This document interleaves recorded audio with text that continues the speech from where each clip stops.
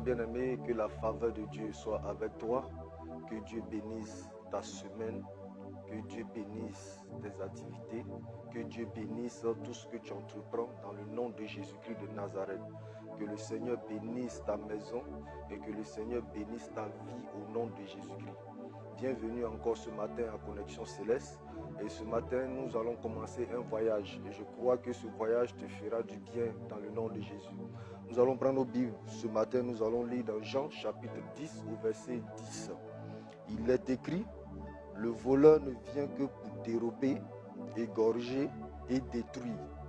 Moi, je suis venu afin que les brebis aient la vie et qu'elles soient dans l'abondance. Bien-aimés, lorsque nous lisons ce verset, nous nous rendons compte de beaucoup de choses. Le désir de Dieu, c'est que nous soyons dans l'abondance. Le désir de Dieu, c'est que nous soyons bénis. Le désir de Dieu, c'est que nous soyons exaucés. Le désir de Dieu, c'est que nous soyons dans une position de joie, une position de témoignage.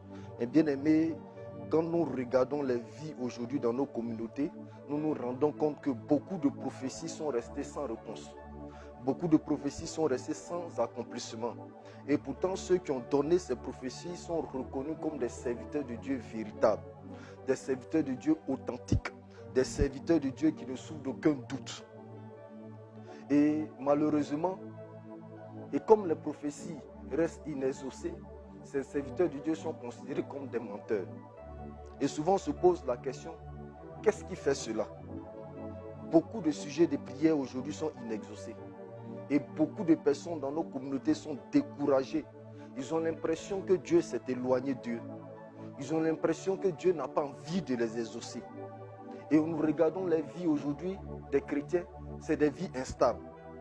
Beaucoup de chrétiens vivent une vie de misère, une vie d'échec, comme si Dieu n'était pas puissant.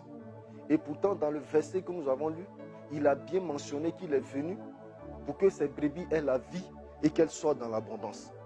Mais malheureusement, beaucoup de chrétiens vivent des non-accomplissements. Et beaucoup de non-accomplissements se lient dans leur histoire. Beaucoup de vies sont privées de faveur, sont privées de grâce, sont privées d'exaucement. Nos communautés sont remplies de femmes qui veulent se marier, mais malheureusement qui n'y arrivent pas. Nos communautés sont remplies de beaucoup d'hommes qui veulent se marier, mais qui n'y arrivent pas. Et beaucoup d'hommes également veulent travailler. Malheureusement, il n'y a pas de travail. Et pourtant, quand tu regardes, c'est des personnes qui prient, c'est des personnes qui jeûnent, c'est des personnes qui craignent Dieu, c'est des personnes qui viennent à l'église. Beaucoup de jeunes sont dans l'église, ils veulent réussir les études. Mais malheureusement, ils vont d'échec en échec. Beaucoup de projets sont bloqués, sont retardés. Et souvent, on entend cette question-là au milieu de nos amis, dans nos familles. Où est ton Dieu? Où est ton Dieu pour que tu puisses souffrir comme ça? Je me souviens d'un jeune qui a dit à sa soeur qui était chrétienne, qui était en classe de terminale, qui venait d'échouer pour la 5e fois au bac. Il a regardé sa soeur, il a dit à sa soeur, si ton Dieu te donne bac cette année, je vais te suivre pour aller à l'église. C'était une moquerie. Cette femme était devenue un sujet de moquerie, un sujet de raillerie. Bien-aimé, aujourd'hui, nous nous posons encore la question. Pourquoi les chrétiens vivent-ils une vie de misère, une vie privée de grâce, une vie privée de bonheur, une vie privée de joie? Nous sommes à l'église, nous qui devons rendre témoignage, le monde rend témoignage autour de nous. Mais nous sommes sans témoignage, malheureusement. Mais bien aimés, qu'est-ce qui se passe au juste? Mais avant nous, un homme aussi s'est posé cette question. Quand nous lisons Jérémie chapitre 15 au verset 18, Jérémie dit: pourquoi ma souffrance est-elle continuelle? Pourquoi ma plaie est-elle douloureuse et ne veut-elle pas se guérir? Serais-tu pour moi comme une source trompeuse, comme une eau dont on n'est pas sûr? Où est le Dieu en qui j'ai mis ma confiance? Souvent, c'est des questions que nous nous posons. Où est le Dieu en qui j'ai placé ma foi? Où est le Dieu de miracles dont on m'a parlé? Où est le Dieu qui exauce les prières? Où est le Dieu qui change les situations? Où est le Dieu qui est capable de renverser les situations en notre faveur? Je ne reconnais plus ce Dieu.